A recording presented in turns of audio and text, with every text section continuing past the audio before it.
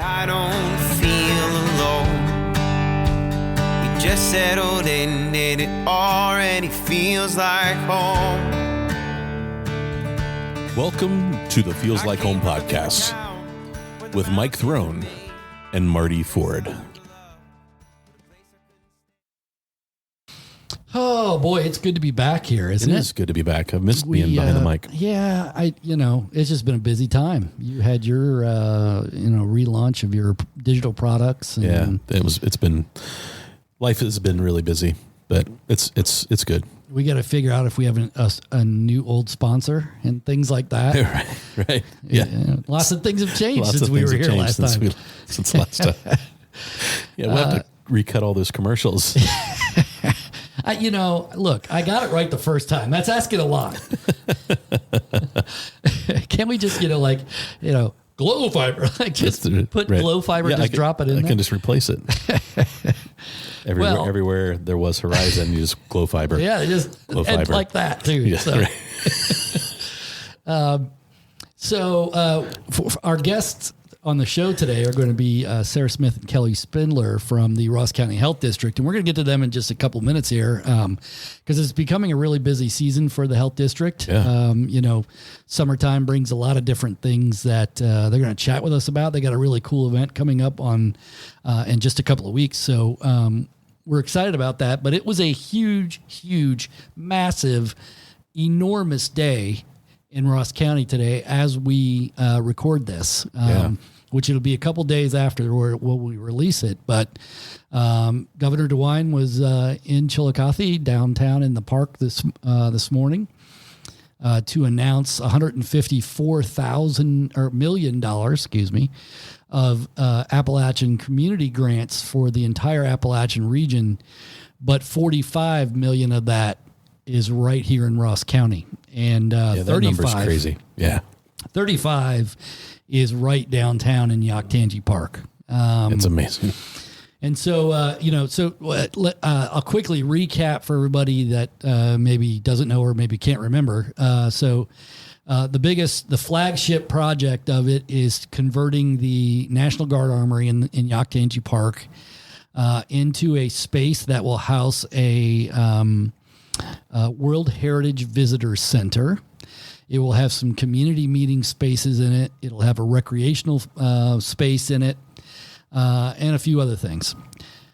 Right adjacent to it, so if you're looking at the armory facing north, just to the northeast corner of that building, there will be built a pavilion that will host the farmers market moving forward.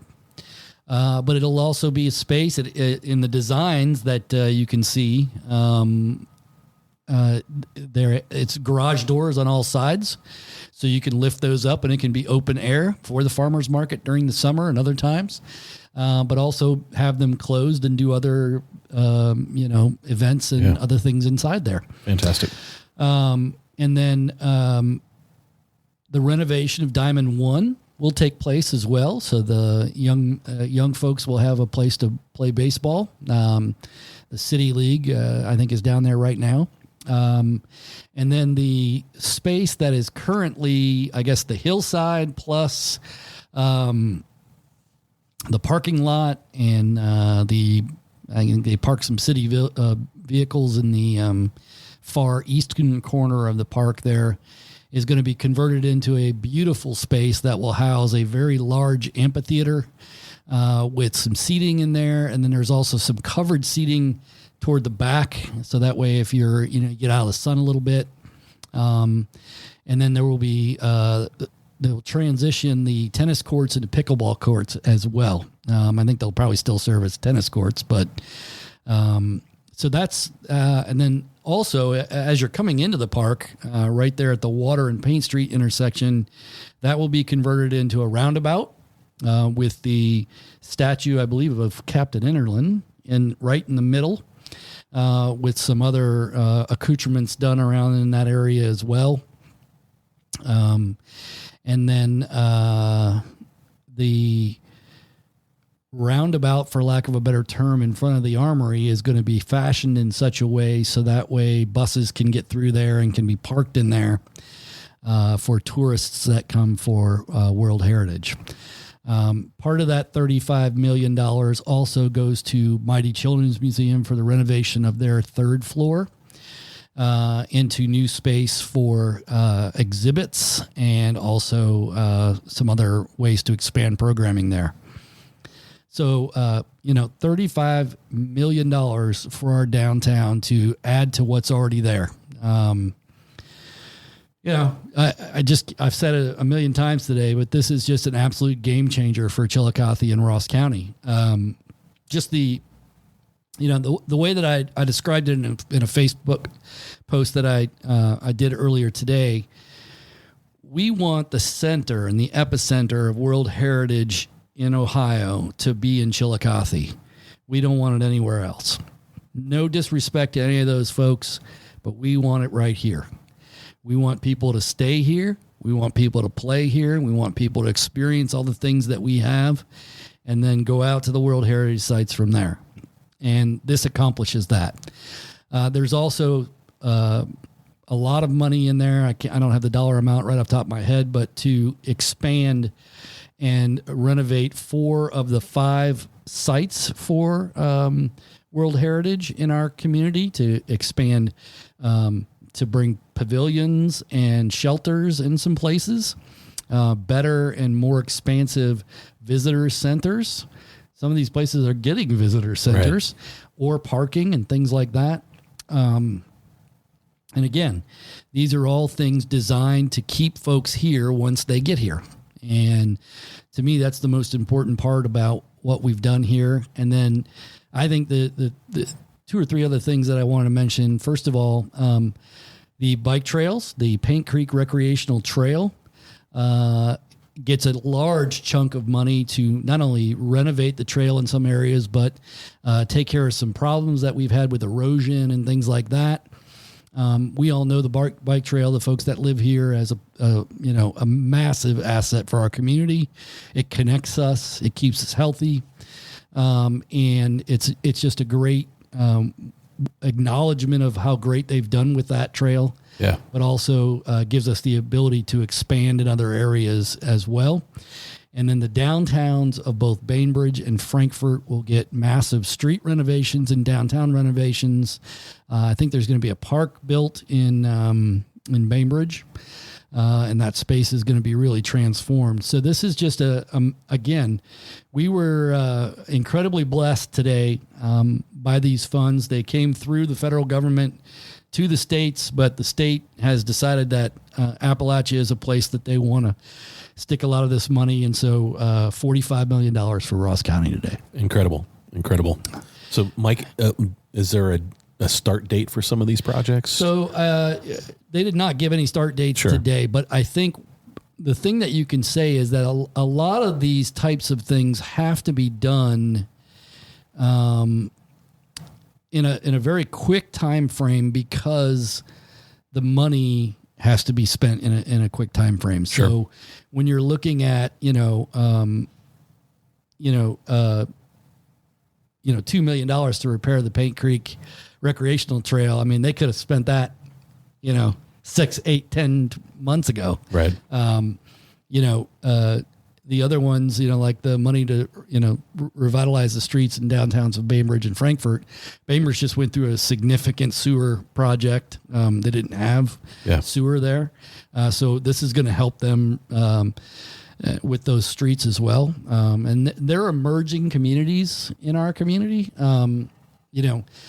Bainbridge has done some great things to kind of bring itself into like a little mini tourist site there. Frankfurt's doing the same thing with new businesses and exciting things going on there. So I honestly would anticipate seeing a lot of this stuff start to materialize within the next 2 years for sure.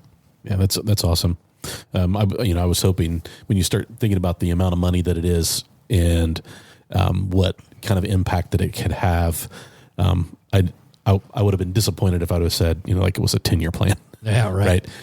So it's good to know that it's not far over the horizon to get get there. Yeah, and I think there were a lot of projects submitted. We didn't get money for all of them, but I think when you look at the way that the park has been getting improved, there's still plans for the splash pad down there. The pump house is going through some extensive renovations to its facade. That'll start later in the year. They just remade that entire parking lot over there, and it looks fabulous. They've planted some trees in there now. There's still some work that could be done over there. I'd like to see a better entrance off the bike path to the community. One of the things I forgot to mention is the roundabout that's going up at Water and Paint. That is going to improve significantly the safety of that intersection. Yes. Currently, right now, if that light is green, you have people flying down Water Street. I see it every day. It's a 4-lane road.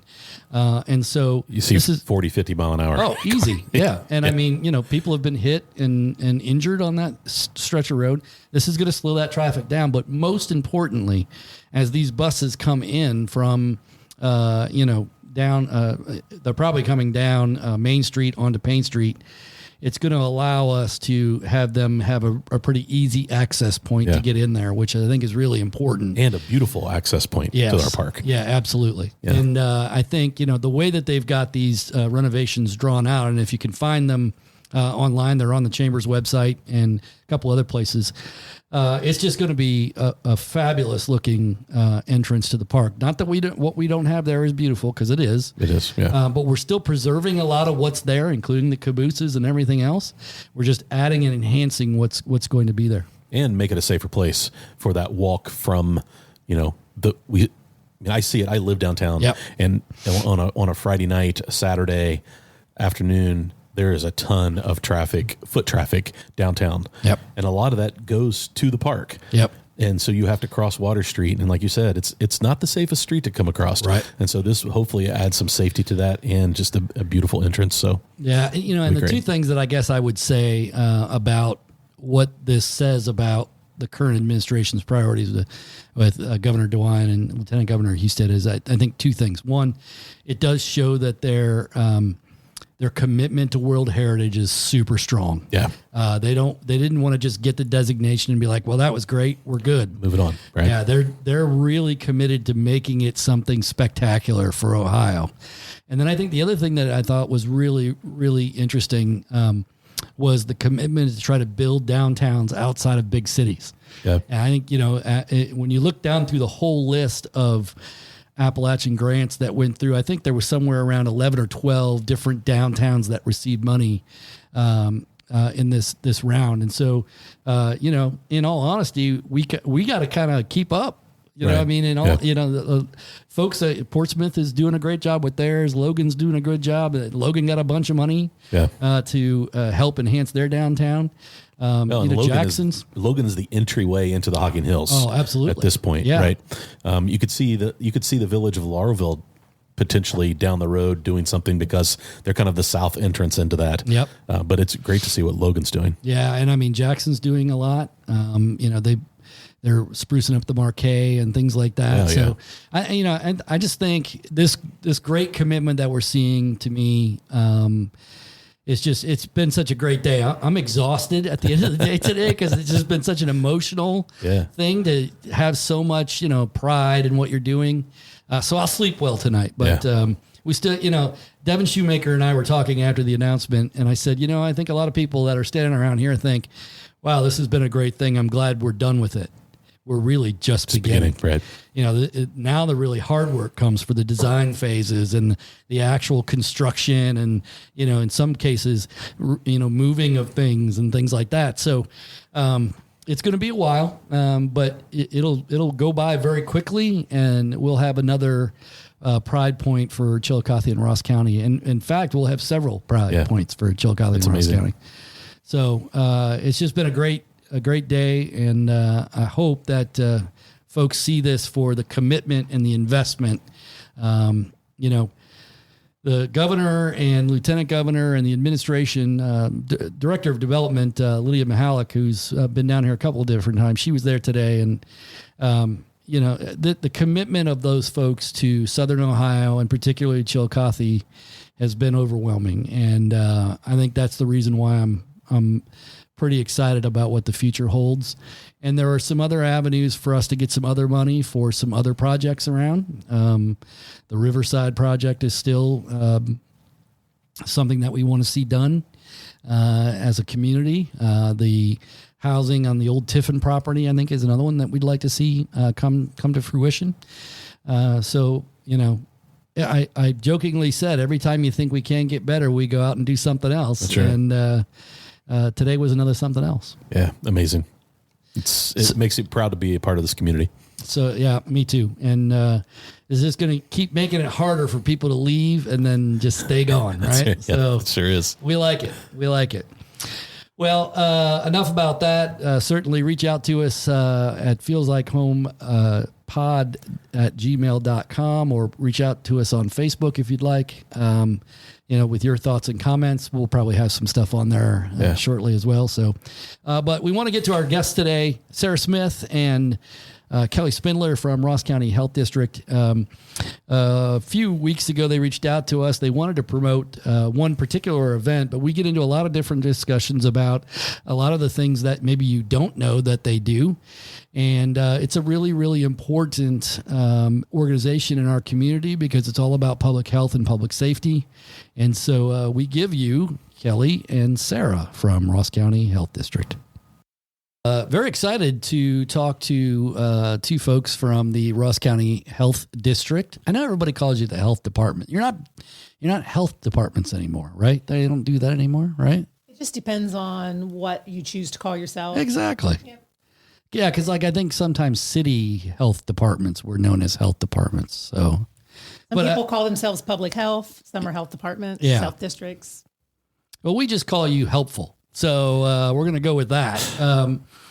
I want to first introduce Sarah Smith, who is, what is your title there? That would be Health Communication Specialist. Ooh, that is super fancy, right? Yeah. And a specialist indeed. So I'll throw it over to Sarah, and then she'll introduce Kelly from there. Sure. And we also have Kelly Spindler here. She is our Director of Environmental Health for the Ross County Health District. Hello. And there are great programs going on, events that you're having coming up, but really categorize it this way for me, either one of you.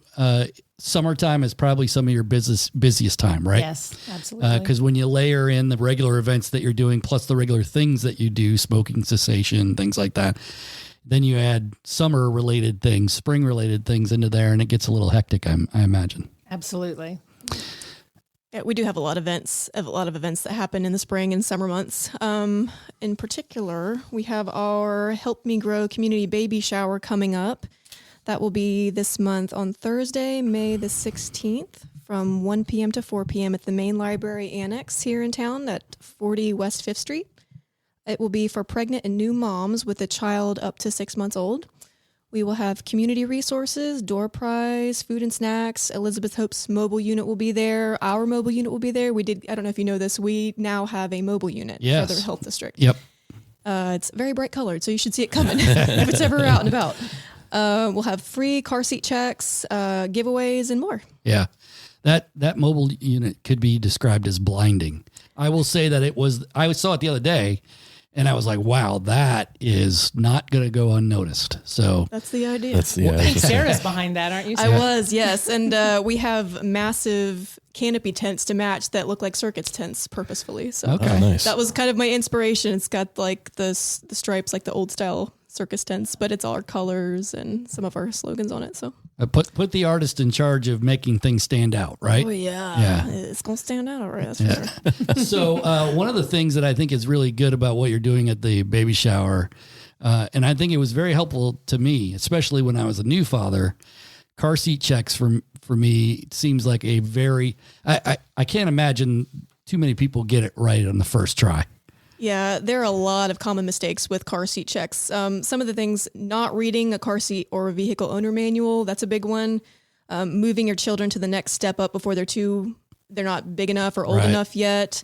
If you're letting young children ride in the front seat, if they're younger than 13, they need to be in the back seat away from the airbags always. And then not using a top tether on a forward facing seat as well is another big Yeah. thing. So, full admission, when I went for my first car seat check, I didn't even realize there were tethers underneath the seat. So I think that they weren't silently judging me or anything, but they probably did. But they were really nice about it, and they showed me exactly what to do. And I think it's really important that you get it right, right? Well, I will tell you that the first time I put a car seat in the car was when we were bringing Maddie home. Yeah. I'm out in the hospital parking lot trying to figure this out. And luckily my sister was there, and my sister, she worked for the city of Columbus, Right. and that's what her job was, is car seat checks for a number of years. And she was like, let me do this. And she taught me. So I learned from the best. That's right. But it was the day that we were bringing Maddie home from the Better hospital. late So than never. Yeah. Well, not now. Now you put the car seat like in the car 2 months before, and The day after you find out you're pregnant. yeah. like people are out shopping for them for sure. Yeah, where did the idea for a community baby shower come from? Is that something you've done before, or?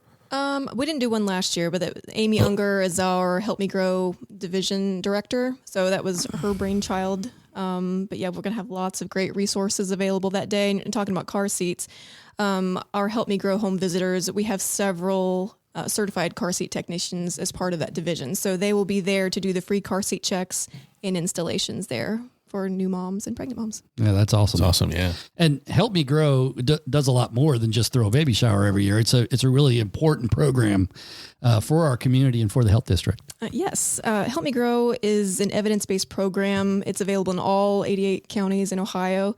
It's a voluntary home-based program offered at no cost to families. What they do, they're well-trained professionals who use an approach that offers information and support to families.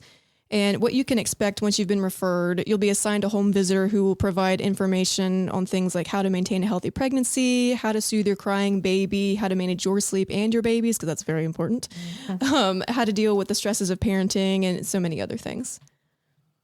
I want to turn to Kelly, because I know that this season right now, we're not to mosquito season yet, but the other one that I think probably has affected more and more people over the last couple of years is ticks. Absolutely. Yeah. This time of year is when the ticks are really starting to come out. And we have, if you need a tick identified, we just had somebody come in the other day with a tick they had on them. We can either identify them ourselves, or we can send it off to ODH to be identified. They don't test. They don't check for Like Rocky Mountain spotted fever. Rocky Mountain spotted fever or anything like that. But they will identify, so at least you know. Yeah. Kind of get some peace of mind as far as, yeah. Well, and Lyme disease is nothing to mess around with. Rocky Mountain spotted fever is nothing to mess around with. I've actually known a few people that have had those, and it's really important to be very careful about how you remove a tick and how you know, identify it and so on.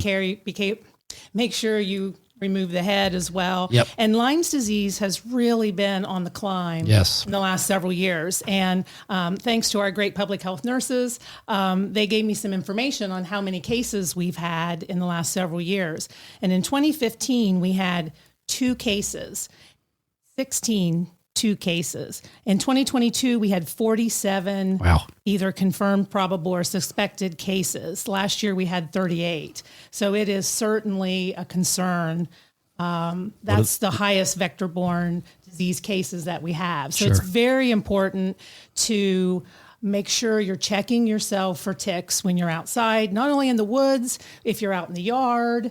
And a lot of these ticks, I remember when I was a kid in the 70s, every night you came in, your mom went through your hair, the back of, and now we have this thing called a deer tick, the black-legged tick, and it's very small. And it doesn't care, typically those ticks the American dog tick would get up around your head in certain places. A deer tick, if it gets on you, it will attach. So it doesn't care where it attaches. And they're very small. And a lot of people will say, oh, I thought that was a mole. And I saw it, and I saw it the next day. And it's been on them 2 or 3 days, and they didn't realize it was a tick. Yeah. What do you attribute the climb in those cases for Lyme disease? Like, I mean, that's a big jump from 2 to. It is. I just think it's becoming more prevalent. They're breeding more and more. It's made its way into our state. I think the environment, the climate has a lot to do with it. You know, the Lone Star tick, the ones that we see here in Ohio, like I mentioned, the American dog tick, the deer tick or the black-legged tick, and the Lone Star tick, which, you know, Lone Star, you know, it's come from the South, but we're seeing it quite a bit in the last 10 plus years in Southern Ohio.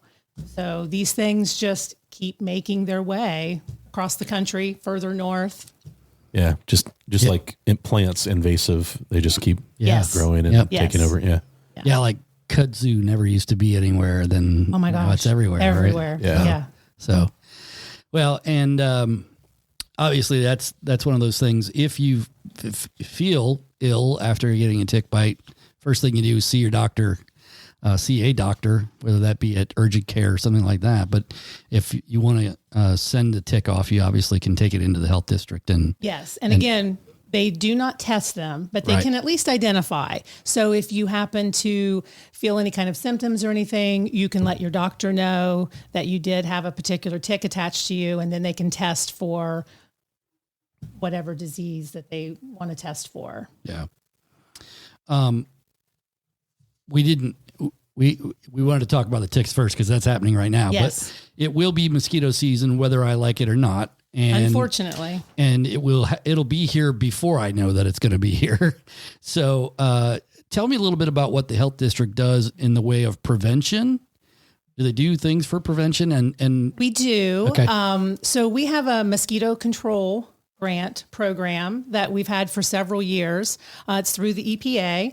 We hire an intern for the summer. And what that person does is we set traps all season. We collect the mosquitoes. We send them to ODH. That's the Ohio Department of Health. They will check them there. If it's a Culex mosquito that carries West Nile, they will test it for West Nile, only females. And we have had, some positives, but we do know West Nile is here. We know that. But so we also offer larvicide at the health department. We have dunks that have to have a pest control operator's license to handle, but we can place those in areas that breed mosquitoes. And we're trying to find more sites earlier in the season. We have 2 or 3, and we keep trying to find areas that we can put this larvicide down, and it will keep them from breeding for up to 3 months. Okay. So we do have a sprayer, an adult sprayer. We have not, I've been back to this health department for 3 years, and we've had a lot of trouble with that sprayer. And I think we've got it up and working now.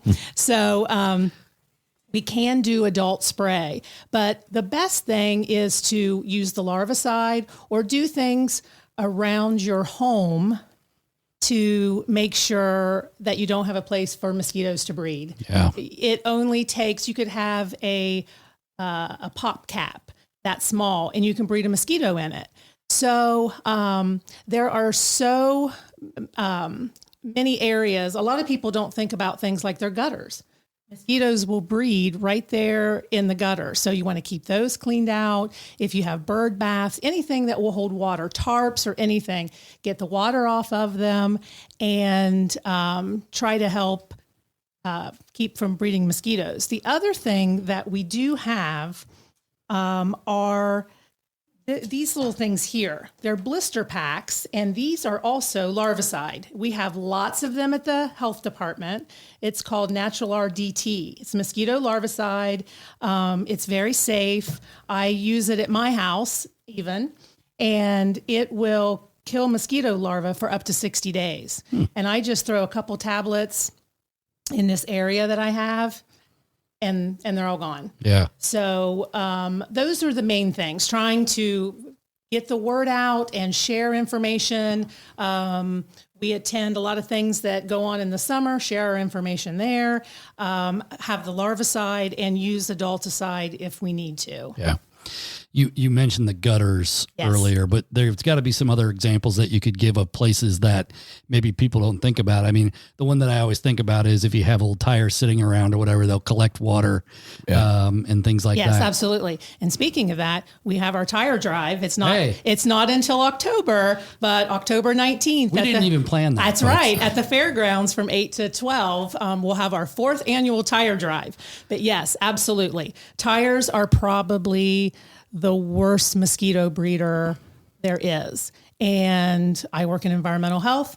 We handle nuisances, and quite often we have tire nuisances. I mean, where we'll find 200 or 300 tires on a property that have to be removed, and they are the ultimate breeder of mosquitoes. Yeah, I bet. Yeah, absolutely. It's impossible. It's impossible to get the water out of them. Like Yeah, you just really keep is. turning it and then water. It's so difficult. So I could see that being a big problem. When I lived downtown, one of the things that I did not realize is that if you have a lot of brush in your yard, that can be a real easy breeding ground for mosquitoes as well. Absolutely. And so I spent hours cutting brush. It drove me insane. But I noticed that the mosquitoes, because my kids are hyper allergic to bee stings and mosquito. I mean, my son once got a mosquito bite above his eye and his whole eye swole. Yeah. And so, to me, it's like I had a reason to do it. But a lot of folks don't realize that clearing that brush out and all those weeds. Absolutely. And things like that, it gives them a place to hide. Yeah. And during the day, if you have a shady area, they will go into that shady area, and then you're just getting eaten up because they won't be out in the hot sun. Yeah. Either that or you got to get a lot of bats around so that way. Which I guess we don't want those either. And then we can get into the rabies conversation if you'd like to do that. Yeah, we want to stay away from the bats. I don't want them in my attic. Yeah, that's for sure. I was lucky when I lived down here that everything was really sealed up well up there, and we would check it pretty regularly. Here. So, what other kind of events are you planning on for the summer? I know you guys are really involved at the fair. Trying to get a lot of information out, not just swag, but a lot of information out, things like that. What else are you working on? We will have a tent at the Feast of the Flowering Moon at the end of this month. We'll be there Friday, Saturday, Sunday. We'll have resources, hopefully some Narcan to give out for free to the community. We'll also be at the Kenworth Family Day. It's in June. It's a Saturday, I would have said. There are on the 15? calendar. Yeah, it's a middle Saturday in June. I'll look that up for and get that back too. But we will be there. We will also be at the Ross County Fair. We've got some other things that are still in the planning processes. But if you watch the space at rosscountyhealth.org, we've got a calendar there of events. And then also on all of our socials, we're on Facebook, Instagram, LinkedIn, and X, formerly Twitter. How many employees does the health district have now? Around 50. Yeah, Okay. 50. Yeah. Well, and of course, the nature of public health has changed over the years. Obviously, we became very aware of it during COVID, COVID time. But I mean, in all honesty, like it's been around for a long time. Not only did they do health inspections at restaurants and of food establishments, I guess I should say, because even the food trucks and food trailers get inspected. Yep. Those are we call those mobiles in the biz. Okay. Wow, that's a fancy term. Yeah. I like it. But it's important that people understand these places get inspected. In fact, I was at a downtown establishment yesterday meeting with the manager, and I came out and the health inspector was there. So, I've seen them in the wild, folks. Absolutely. That's a pretty big, important part of what a health district does. Absolutely. I think don't quote me exactly, but I think we have about 450 food service operations and retail food establishments in Chillicothe and Ross County. Yeah. And we have 2 people that do that full time. And it's a big program. Yeah. Our 2 biggest programs at the health department are the food program and our private sewage program. And every day, even though I'm the director, I spend most of my time in those 2 programs all the time. So the food program is it's a really great program. It's rewarding. Being in environmental health, we are a regulatory body. Right. So we are enforcing regulations, and sometimes, that can be tough. I'm a nice person. Right. But it's what we do. And we inspect all of the public campgrounds, all of the public pools. I think we have 2 or 23 public pools in the county. We do all the private sewage, all the septic systems. People are splitting land. We deal with private water. We do the rabies program. Yeah. So, and then in the summertime, we deal with the mosquitoes and the ticks. And so when you said summertime is a busy time, that is probably April through October. We're nonstop. Yeah. Yeah. And we haven't even really touched on smoking cessation. And I would dare say it's probably more about vaping cessation right now. I mean, the more that I see the work that you guys are doing, I'm seeing a lot of vaping, and I think the community is becoming more aware of it as well. I know at my business, I received a sign from ODH this year that says not only no smoking, but no vaping inside my establishment. They've added the vaping. Which I think is really important because without that designation, there has been a lot of, I don't want to say abuse, but certainly abuse. So, I think it's important that we talk that out. Yeah. And I don't have the statistics. I don't work in that, but I think people probably vape more than they smoke. Sure seems these like days. it. Yeah. Seems like it. Yeah, I do have one little snippet fact. 1 Juul pod is the equivalent of 20 cigarettes. So it's a lot more potent. Yeah. A lot more nicotine, which it worsens anxiety, mood swings, and irritability. So lots of negative things with that. But another resource that we will have at the baby shower, Help Me Grow has a program called Moms Quit for Two. It's a smoking cessation program for pregnant women. So you can enroll if you're a woman pregnant less than 36 weeks gestation, or just as long as you're vaping or smoking and want to quit. And you can also have a support partner join that program with you. It can be a brother, sister, mother who is living with you and also wants to quit. So that's a great resource. And they're able to earn $50 a month in vouchers for free diapers and baby wipes when testing tobacco free during the program. Wow. It's a really great opportunity. Well, as somebody that just bought for a baby shower last week about $70 worth of baby wipes, which is, it isn't that much. I mean, trust me, I have 5 kids. I remember how many baby wipes we went through. Anything you can get is pretty valuable. It adds up, I'm sure. Yeah, for sure. Yeah. We do have another program, an anti-tobacco, anti-vaping program. It's actually for students. It's called Catch My Breath. It's an evidence-based vaping education curriculum taught by our BJA educator, Paige Rickey, and she takes this curriculum into the Ross County schools for them to complete. And so far to date, we have had 442 students complete this program. So I don't hear about fights at school. I don't hear about bullying at school. I hear about vaping. All the time. And it amazes me when I hear a kid tell me, I got it from a relative. Blows my mind. We know what the statistics are. We know that it's not good for anyone. Nevertheless, a student.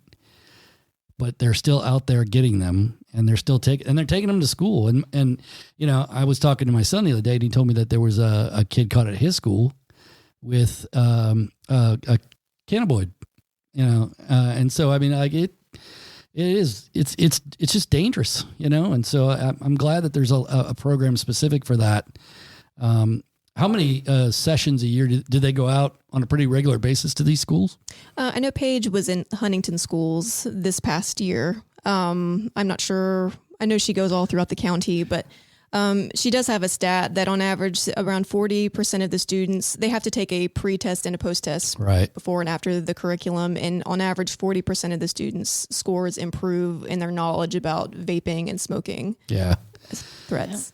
I know when vaping started, it was the healthy alternative, and people and I don't know if people just keep holding on to that or think that. I don't know, how you couldn't pay attention, but I think some people still think it's the safer way to go. Well, I mean, decades ago when people started smoking, I think there was some knowledge that it probably wasn't good for you, but it was a fashionable thing. I mean, you know, we still deal with this now. Every time I watch a show on Netflix or something, it'll always say smoking or something. Right. We're much more aware of what that does now. So it took time, but for whatever reason, it feels like that, like you said, that vaping healthy alternative stereotype is just stuck for some reason. It was all marketing. So. Yeah. All marketing. Where's Joe Camel? You know, is there a Joe Camel for vaping? I don't know. It seems like it's a huge problem with kids under 18. Yeah.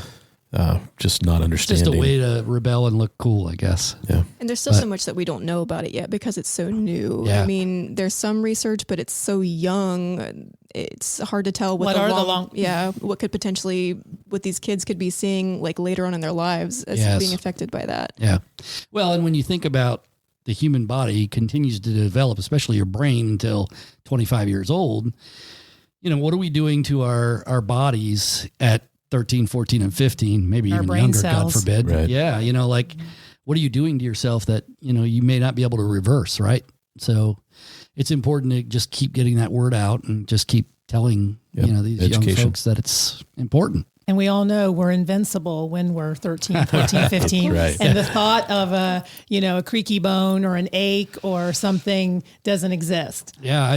Well, I mean, I can tell you at 55, it does. It does at 53. Yeah.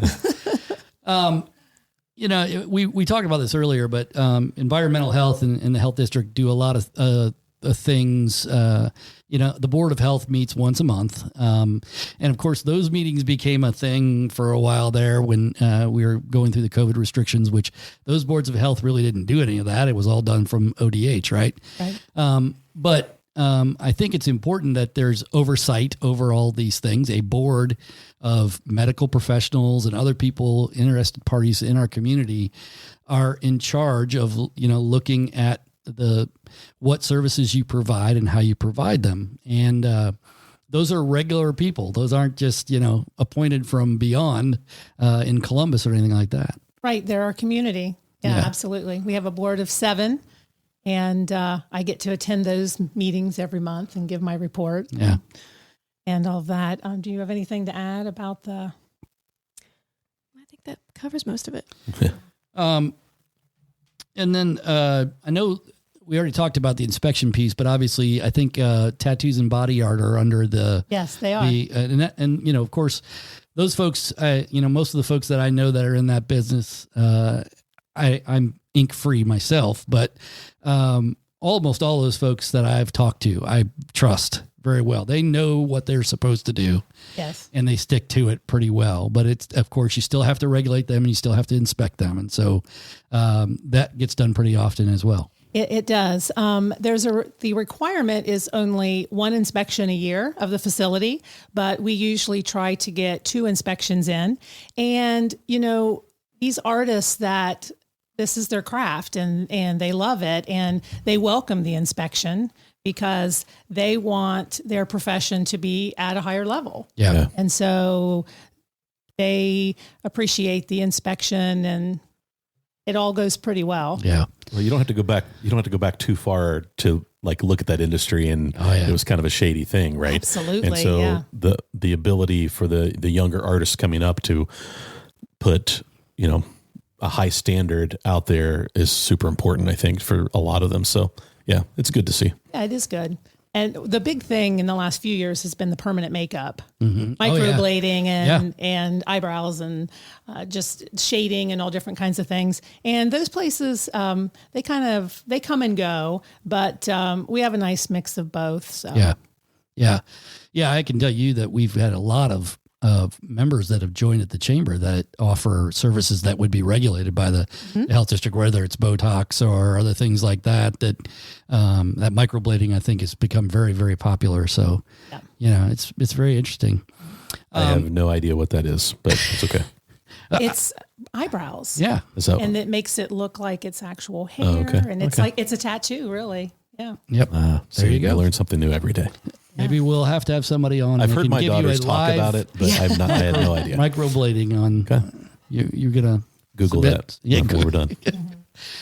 I don't want to leave without talking about. So one of the big things that you do is obviously overdose prevention, and the health district and many others are involved in this on a regular basis.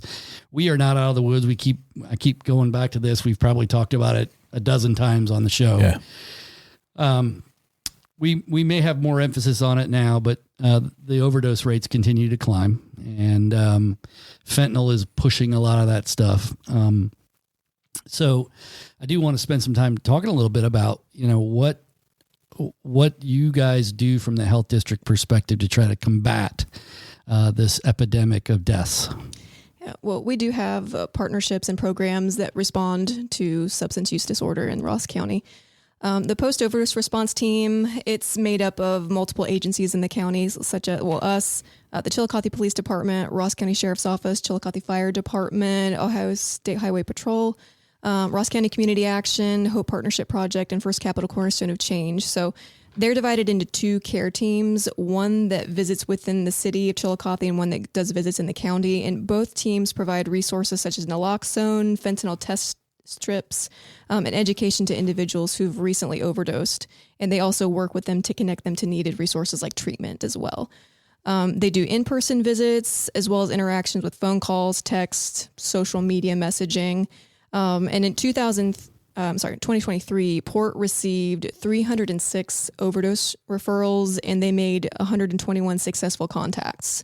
Yeah. So we saw a 32% decrease in reported non-fatal overdoses in 2023 as compared to 2022. So they're very successful. They're very compassionate and targeted in their approach and what they do to help people. Having gone out on one of those in my former life as a journalist, that was the thing that struck me the most. Was these are law enforcement people for the most part approaching it with a degree of law enforcement. Okay. If they can, make some headway on the stopping it in the first place, they will. But mostly what they're there for is, how can we help you get into recovery today? And I think that's the most compassionate thing that you can do for someone that's addicted. And, ultimately what it comes down to is naloxone gives somebody one more chance. Right. And, we've talked about it a bunch on this show. We had Anna on earlier this season, and just talked about the fact that it's not a Chamber of Commerce thing. We're not talking about how many overdoses we have, but it is something that's very important to our community and very necessary for our community. And so, I'm glad to see that team is really, really again, 121 or something like that. To me, that's very, very fruitful because every one of those is an opportunity. Right. Mm-hmm. So, yeah. And actually with Project Dawn is our naloxone distribution program that we have. Chloe Stevens is our community health worker who facilitates that program. And she actually received Port's Lifesaver Award today. Last week, she was part of an outreach team that was closest to an overdose call, and Chloe's team was able to respond and administer naloxone to the individual and save their life. yeah. So I know she received an award today from Port. I believe Billy Estes also did. He's a peer recovery supporter with Ross County Community Action. So we have so many amazing peer recovery supporters in our county. They are just so compassionate and they're so full of knowledge, and they do so much to service people here that need help. Yeah. And I'm just in awe of what they do every day.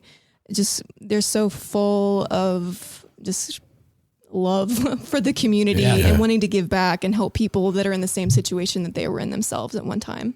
Well, especially the peer recovery folks. Those are folks that have been there.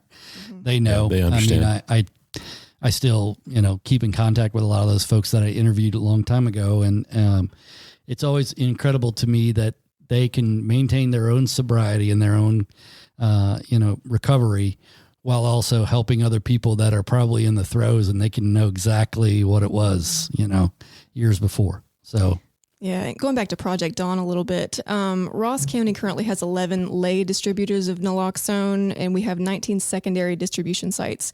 And RCHD supplies 6 harm reduction vending machines in the county and also 8 nalox boxes in the county. yeah.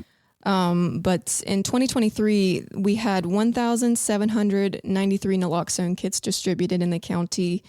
674 individuals were trained on how to administer naloxone in 2023, and we had 365 reported lives saved with naloxone last year. So that's one life technically for each day of the year, if you think about it that way. Yeah. Wow. Yep. Well, we have naloxone in our building. We make sure that it's always up to date. Because again, as I tell people all the time, you never know. You never know. I've heard so many stories, like Chloe's story or Brad's story. I think there was one that was a Walgreens pharmacist just recently that also got the award for saving someone's life. Again, you would think of it as a pharmacist probably knows how to handle naloxone more than anybody else, but it could be anybody, the postman, the UPS guy. You just don't know. Exactly. Yeah. And that's why it's important to know the signs of an overdose, because you never know. I mean, you could be walking down the sidewalk and come across someone that needs help. And if you know how to recognize those signs, you can save someone's life. And our mail order naloxone program is available. We have a link on our website, rosscountyhealth.org, where it'll take you to the online form where you can actually have it shipped directly to your home. Yeah. And that's free. Yep. Well, and sometimes it's, I'll tell you a personal story. So I was walking someplace in town, and I saw somebody sort of slumped over, and I thought, this could be a problem. So I just acted like I wasn't from here, kind of nudged them like, hey man, I'm trying to get to so-and-so. And they were like, oh yeah, it's down there. And I think it was that they were asleep. I don't know, but just to kind of check in and just be like, hey, I'm here and just wanted to make sure you were okay. Something that simple can, if you don't get a response, something's up, right? And you either have to call the police or somebody to help, or you got to help them yourself, right? And in every instance like that, it's very critical that we get people help very quickly. And so just care and compassion for people is what will drive a lot of that stuff. So I feel like I'm undereducated when it comes to that stuff. Not know where to get education. Mm-hmm. I've been blessed that I haven't had to deal with like really close family members dealing with it, that I would have had a chance to help them. But I have lost family members to addiction and to fentanyl. Some cousin and her mom within a week of each other. It was rough. But I didn't know anything about it. So where does somebody find education? Just the normal person that would just want to know more in case they find themselves in like the position Mike was in. Yeah. Right. Yeah. If you go to our website, rosscountyhealth.org, we have an overdose prevention page with lots of helpful resources from entities like the Ohio Department of Health, the CDC, with lots of information about how you can recognize an overdose, how to respond, how to administer naloxone or Narcan. But yeah, you can visit rosscountyhealth.org and click the overdose prevention tab. Great. And we do share a lot on our social media accounts as well, with the mail order naloxone program and just tidbits on how to respond. Like, for example, some of the signs of an overdose, someone's got slow or shallow breathing, blue or grayish lips and fingernails. If they don't respond to shaking or a sternal rub, or if their face is pale and clammy, those are some of the signs that you can look for that someone might be in need of some help. Yeah. And anytime, if you do happen to administer naloxone, you always need to make sure that you call 911 and have emergency support coming. Yep. Okay. And does that page also on your site say where you could get naloxone if you needed it? Yes, actually, there's a QR code where you can scan it and it'll take you to our online naloxone intake form. Perfect. All right. Well, we covered a lot of ground in a short period of time. What did we miss? I would like to plug a little bit lighter topic. Yeah. May is Bike Month. So as part of our health promotion and quality improvement division, we have a program called not Safe Communities. We have that too. That's the traffic safety awareness. Right. I've got that on the brain because I do that a lot. But it's our CHC program. It's called Creating Healthy Communities. Jordan George is our CHC coordinator. So she's got a lot of cool activities in the works for Bike Month. We have some, if you need bike reflectors or bike lights, because that's a big part of bike safety if you're riding after dusk, after dark. It's really important that you are visible and being predictable. so everybody else on the road knows that you're there. Yep. And ride with confidence, because you will be safer the more confident that you feel, because you want to make your presence known. That will keep you protected. But yeah, just watch out on our social media this month for bike safety tips, lots of fun facts, those types of things. So socials, you're on Facebook. Yeah, we're on Facebook, Instagram, X, formerly known as Twitter, and LinkedIn. Okay. No TikTok, huh? Not I yet. need some cool dancing videos from the folks at the Kelly seems Sarah like should be all over that. Kelly, what did I miss from you? Well, I thought I would maybe share some food safety tips for summer. Yes, this is absolutely. the time of year that we do a lot of cookouts and things and get Don't together. let that potato salad sit out all day, That's right. How did you know? That's what I was going to mention.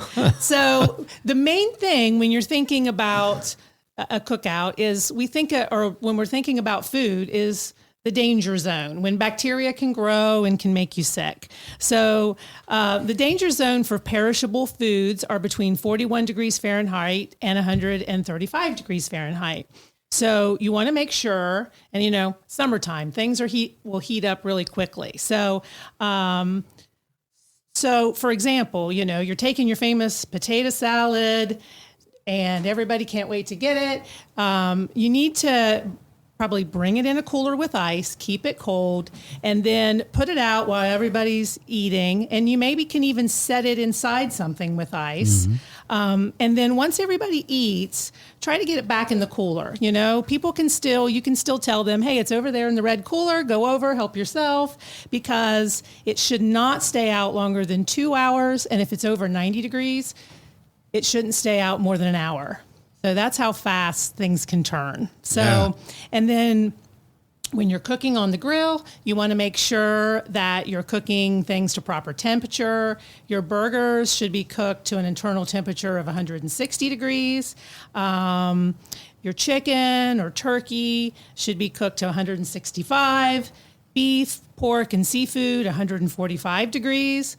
You should use different utensils when you're cooking meat because they cook to different temperatures. If you're bringing the raw stuff out on a plate, you don't want to put that cooked meat back on a raw plate.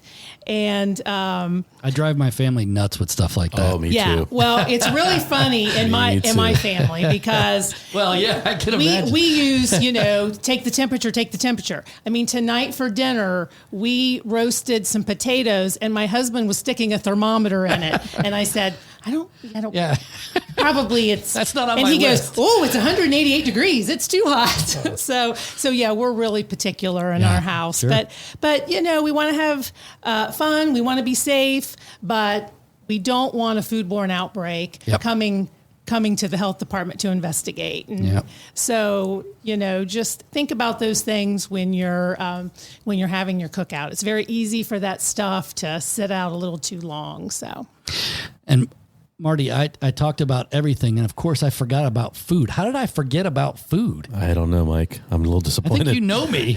I'm disappointed.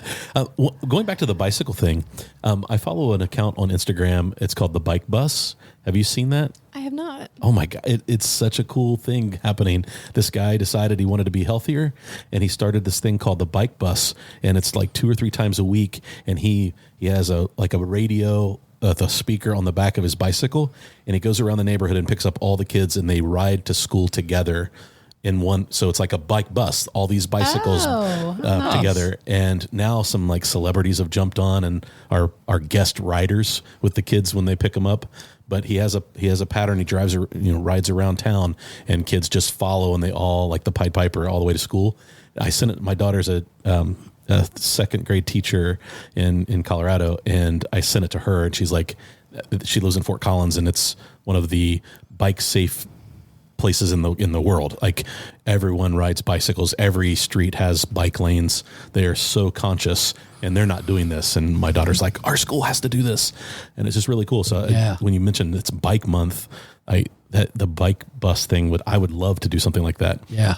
Yeah, that is something that we've tossed around as an idea. I don't know if you know Trisha Hall from the city of Chillicothe, and Jordan, George, and I, the three of us, we went to a bicycle training in Delaware this past September, and that was what they were teaching us. It was like a train the trainer event. So we were doing group rides to learn how to lead those same types of rides in our home communities, and a ride to school was one of the things that they would really like to implement. It's still at the planning stages and the brainstorming, but we would really like to bring that to Chillicothe. Yeah, that would be really cool. Well, and of course we kind of have a growing bike culture in the community, which is great. So yeah, I mean Monday nights have started up again, right? Yeah. Yep. So, I need to do community that. ride. It's a lot of Yeah. fun. That's what I always do. Oh yeah, I need to do that. Yeah, right. Yeah, it's kind of like me when I forget to take the potato salad back in. So I mean to do that every time. Well, ladies, thank you very much. I know there's a lot going on, so I appreciate you taking some time out. But Sarah's got one more thing. I did check, and I wanted to let everybody know that the Kenworth Family Day is, Kelly was right, it's Saturday, June the 15th. So Yes. the health district will be there with resources. So That stop is by and see also us. the same day as the Kenworth Truck Parade in the downtown. So what a great opportunity to get out in front of a lot That'll of be people. year 3 for that, right? It is. Yep. That's Yep. crazy. That's who we got to have on next, right? Yeah. There you go. All right, ladies, thanks very much Yeah, this for has your been Thank you great. so much for having Thank us. you. Keep doing what you're doing. It's super helpful for our community, and anything we can do to help you, let us know. Thank you. Thank you very much. Thank you for listening to the Feels Like Home podcast with your hosts, Mike Throne and Marty Ford. Feels a little strange, but I don't feel alone. We just settled in.